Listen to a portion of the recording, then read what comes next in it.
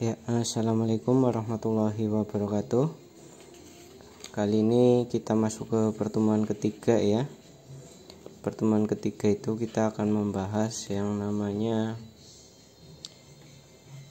pernyataan majemuk. Yang pertama yaitu konjungsi ya. Pada pertemuan sebelumnya sudah kita bahas apa itu pernyataan ya, dan apa itu kalimat terbuka. Kemudian pada pertemuan kedua sudah dibahas juga apa itu negasi atau ingkaran ya. Jadi kita ingat kembali materi yang pertama ya, pernyataan ya. Indonesia merdeka sejak tahun 1945. Itu ada seorang yang ngomong itu. Kemudian babak satunya lagi, babak baju putih. Wah, pernyataan yang bagus sekali gitu. Nah, kenapa babak baju putih itu bilang pernyataan yang bagus sekali? Karena bapak yang pakai pita di kepala itu menyebutkan sebuah pernyataan. Pernyataan itu suatu kalimat yang sudah pasti kebenarannya ya. Itu Indonesia merdeka sejak tahun 1945. Itu kan benar nilainya. Nah, maka karena kepastian itulah dianggap atau dinyatakan sebagai pernyataan. Kemudian yang kedua, kalimat terbuka. Nah, kalimat terbuka itu belum pasti kebenarannya, harus dibuktikan dulu. Contohnya itu 30x ditambah 4 sama dengan 16 loh, gitu kan. Terus yang babak satunya lagi bilang, masa harus dibuktikan kebenarannya. Dalam matematika namanya kalimat terbuka ya. Jadi nilai X nya kan kita belum tahu, maka kita harus cari nilai X dulu. Nah, karena belum ada kepastian itu, dalam matematika namanya kalimat terbuka. Kemudian contoh yang ketiga, aku tak bisa hidup tanpamu. Wah, ini siapa yang biasa gombal ini ya? Fokus sekolah dulu, jangan gombal-gombal dulu. Oh, jelas kalimat terbuka ini mah ya, karena bilangnya kayak gitu di depan si A ya. Setelah bilang ketemu si B bilang begitu juga. Nah, berarti kan kebenarannya tidak bisa dipastikan. Nah, karena kebenaran tidak bisa dipastikan, maka itu bukan pernyataan. Berarti itu adalah kalimat terbuka. Ya. Kemudian kita lanjutkan ke materi hari ini, yaitu pernyataan majemuk. Pernyataan majemuk adalah suatu pernyataan baru yang diperoleh dari penggabungan beberapa tunggal dengan kata hubung kalimat tertentu. Ini kurang kalimat ya di sini. Beberapa kalimat tunggal. Nah, di sini ya. Beberapa kalimat tunggal dengan kata hubung kalimat tertentu ya.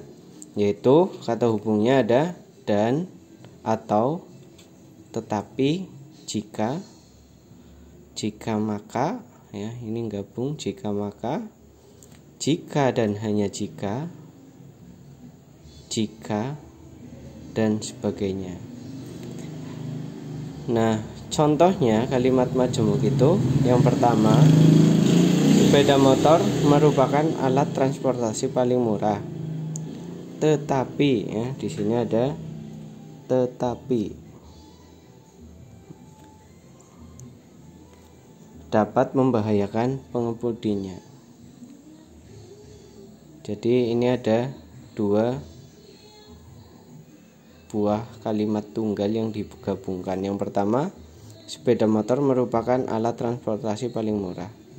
Yang kedua, sepeda motor merupakan atau sepeda motor dapat membahayakan pengemudinya ya. Jadi ada dua kalimat tunggal yang digabungkan. Nah, karena lebih dari satu kalimat tunggal, maka dia namanya kalimat majemuk.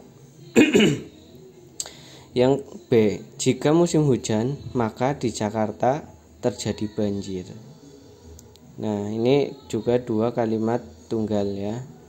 Karena lebih dari satu kalimat tunggal, maka dia namanya kalimat majemuk. Yang terakhir yang C, saham adalah surat berharga dan diperjualbelikan di bursa efek. Ini juga dua kalimat tunggal ya. Lebih dari satu kalimat tunggal namanya majemuk. Majemuk kan lebih dari satu ya. Gitu. Nah, kalau dalam matematika itu kata hubung kalimat ini itu bisa menggunakan kata hubung konjungsi, disjungsi, implikasi dan biimplikasi. Nah, nanti materi kita itu ada konjungsi, disjungsi, implikasi dan biimplikasi ya. Pada hari ini kita bahas dulu konjungsi. Konjungsi ya, coba perhatikan kalimat ini. Bunga melati berwarna putih dan berbau harum. Ini kan ini kalimat tunggal, ini kalimat tunggal digabung. Aslinya itu kalau kita pisah ya, kalimat ini kita pisah itu bunga melati berwarna putih. Ya, ini kalimat yang pertama. Kemudian kalimat yang keduanya bunga melati berbau harum. Nah, dua kalimat ini jika digabung maka begini. Nah, tanda dan ini itu adalah konjungsi. Menggabungkan dua kalimat tunggal ya. Atau dua pernyataan majemuk. Penggabungan dua pernyataan dengan menggunakan kata hubung dan membentuk sebuah kalimat majemuk yang disebut konjungsi. Konjungsi dari pernyataan P dan Q adalah pernyataan majemuk yang dibentuk dari pernyataan P dan Q dengan menggunakan kata hubung dan ya. Jadi kalau konjungsi itu kata hubungnya dan, nanti kata hubung untuk disjungsi beda lagi, kata hubung untuk implikasi beda lagi, dan kata hubung untuk biimplikasi juga berbeda. Ya, lanjut ke lembar berikutnya. Ini saya lipat dulu ya, terlalu panjang kertasnya.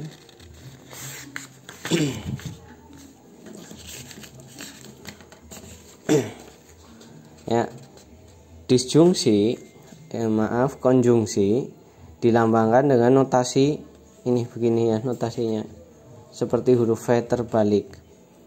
Jika P dan Q adalah dua pernyataan ya, seperti tadi ya, tadi kan ada bunga melati berwarna putih ya, bunga melati berwarna putih, misalkan ini P ya. Kemudian berbau harum ini Q.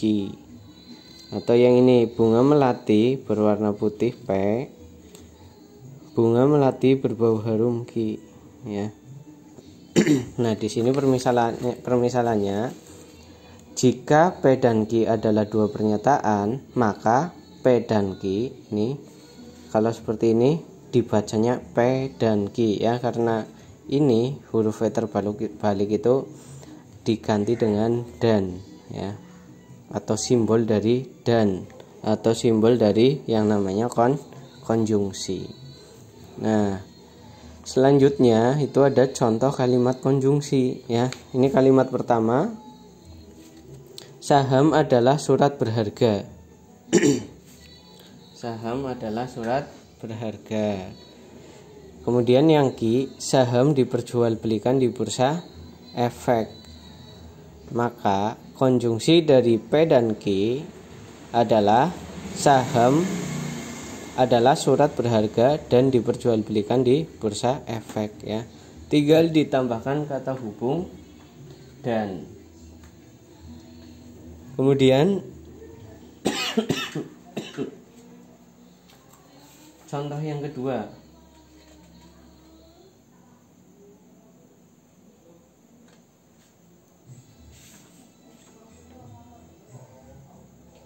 Contoh yang kedua,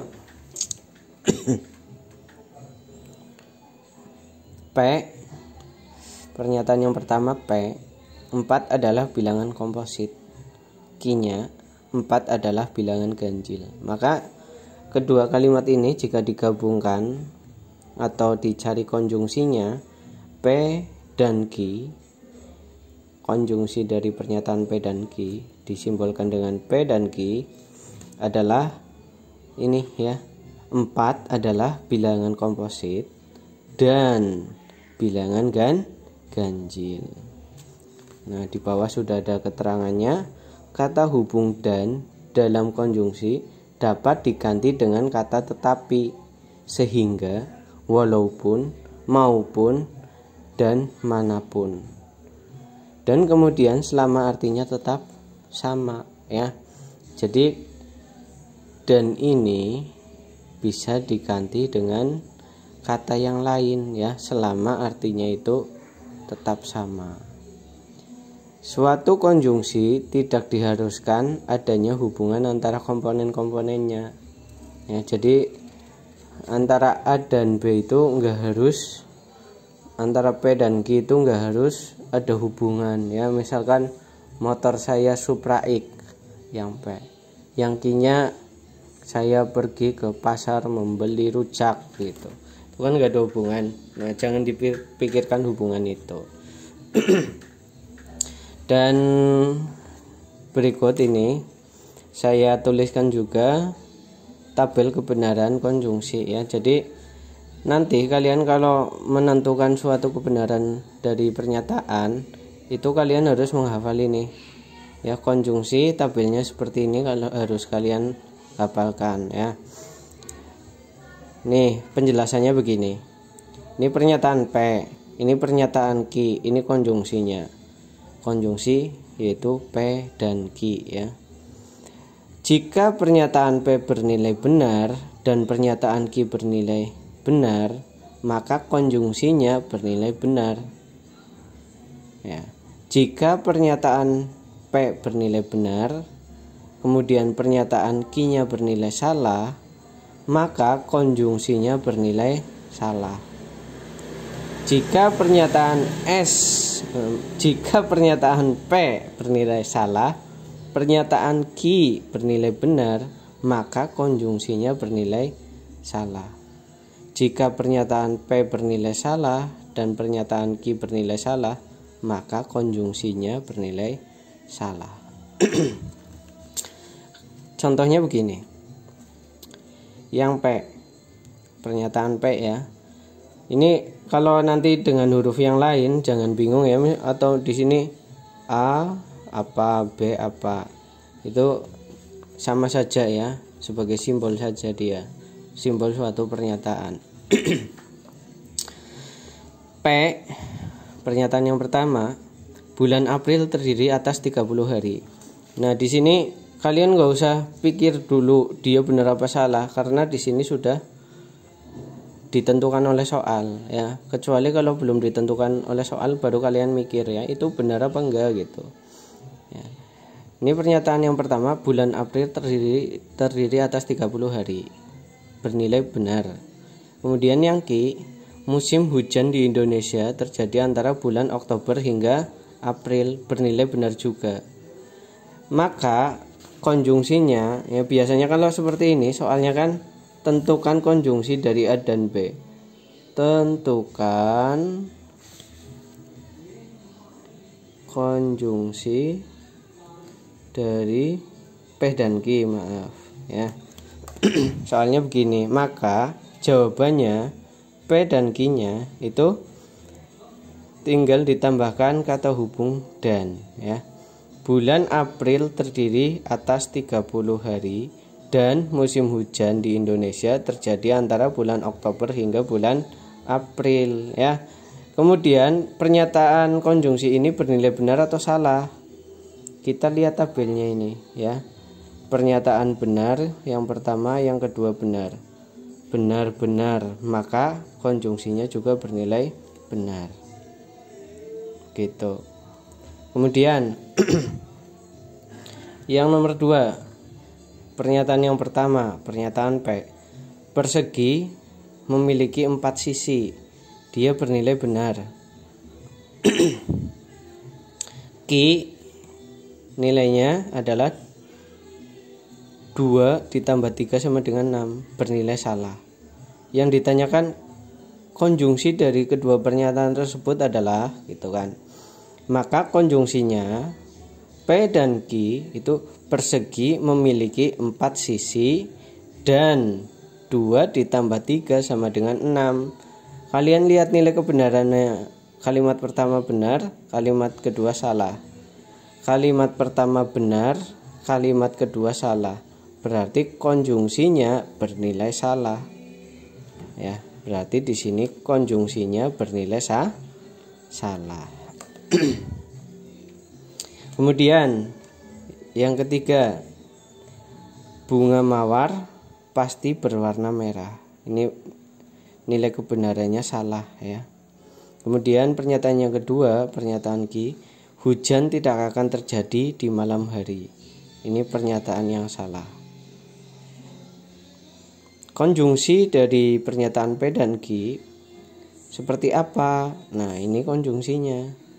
P dan Q atau konjungsi pernyataan P dan Q itu adalah bunga mawar pasti berwarna merah dan hujan tidak akan menjadi dan hujan tidak akan terjadi malam hari ya. Karena pernyataan yang pertama salah, pernyataan yang kedua salah, maka konjungsinya bernilai salah. Contoh yang keempat, faktor 10 adalah 2, bernilai benar. 2 adalah bilangan prima, bernilai benar. Maka konjungsinya, lihat tabel kebenarannya, benar-benar, berarti konjungsinya bernilai benar. Gitu ya, paham ya? Ya. Kalau belum paham boleh japri ke saya atau boleh di komen. Kalau di komentar YouTube ya lama ya balasnya. Kemudian tugas, lengkapilah tabel kebenaran konjungsi berikut. Ya, saya jelaskan dulu ya. Kemarin kalian sudah membahas mengenai negasi atau ingkaran. Ini pernyataan P dan Q ya. Pernyataan P dan Q sudah ditentukan nilai kebenarannya. Benar, benar, salah, salah, benar, salah, benar, salah. Negasi atau ingkaran berarti kemarin ada yang bilang lawan kata ya. Kalau satu kata benar lawan kata ya. Ini kan kalimat ya, berarti lawan kalimat itu. Berarti kalau pernyataan P nya benar, negasi dari P adalah salah karena lawannya ya. Jika pernyataan P benar, negasi dari P adalah salah. P nya salah, negasi P nya benar. Berarti di sini P nya salah, di sini apa? Kalian isi. Kemudian negasi Q, ingkaran dari Q, benar, salah ya, lawannya sih. Kemudian di sini salah, di sini apa? Kalian isi. Kemudian di sini benar, di sini salah, lawannya ya. Kalau benar lawannya salah. Ini salah, lawannya benar. Kemudian negasi P ini dibaca apa? Dan ya, pintar. Negasi P dan Q ya, negasi P, mana negasi P ini sudah ketemu ya. Negasi P nya bernilai salah, Q nya bernilai benar. Salah dan benar ya, salah dan benar nilainya apa? Kalian isi di sini ya. Tabel kebenaran konjungsi jangan lupa ya. Ini dia ya. Kalau salah benar nilainya apa gitu. Kemudian ini juga sama ya, kalian isi. Berarti ini negasi P, negasi P mana? Ini benar dan negasi P dan negasi Q. Ini ya, benar salah, nilainya salah. Kemudian tadi di sini hasilnya kalian apa? Nanti untuk mengisi ini, begitu ya. Kemudian ini negasi dalam kurung P dan Q. Berarti kalian tentukan dulu P dan Q-nya. P dan Q benar-benar nilainya benar kan? Di tabel ini. Di tabel ini benar-benar nilainya benar. Negasi dari P dan Q, ya, berarti negasinya dari pernyataan benar, maka salah. Begitu ya. Ini juga negasi dari pernyataan P dan Q. Ya. Ini pernyataan P dan Q-nya itu kan yang kedua, benar salah. P dan Q-nya benar salah ya. Benar salah. Berarti konjungsinya P dan Q-nya adalah salah. Yang ditanyakan negasinya ya, negasi dari P dan Q. Maka nilainya benar. Nah, kemudian ini diisi. Kemudian yang nomor 2, diketahui pernyataan berikut. Dia menyukai matematika. Yang Q, dia adalah siswi kelas 11 SMK Jaya. Tulislah pernyataan majemuk yang dinotasikan sebagai berikut. Ya, kalian tinggal menambahkan saja kata dan ya. Dan tidak ditentukan nilai kebenarannya, karena di soal tidak diperintah untuk menentukan nilai kebenaran. Berarti P dan Q, berarti pernyataan P dan pernyataan Q seperti apa. Kemudian yang B, ingkaran dari P, dia menyukai matematika, ingkarannya apa.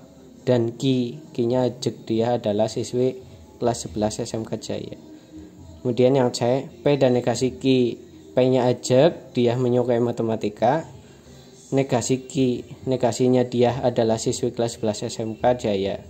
Ya, lawannya dari dia adalah siswi kelas 11 SMK Jaya itu apa? Kalian tuliskan ya. Cuma dituliskan kalimatnya saja. Kemudian yang ketiga, jika diketahui pernyataan P bernilai benar dan Q bernilai salah, tentukan nilai kebenaran dari negasi P dan Q. Ya, ini sudah saya jelaskan tadi, silahkan diisi. Kemudian buat tabel kebenaran negasi P dan negasi Q ya. Negasi dalam kurung P dan negasi Q. Caranya seperti mengisi tabel ini ya. Begitu. Jika ada yang bingung harus ditanyakan ya, baik di WA atau di YouTube ini, di komen ya. Karena kita masih belum bisa tatap muka. Itu saja, semoga penjelasan saya mudah dipahami. Sekian pertemuan kali ini. Saya akhiri. Wassalamualaikum warahmatullahi wabarakatuh.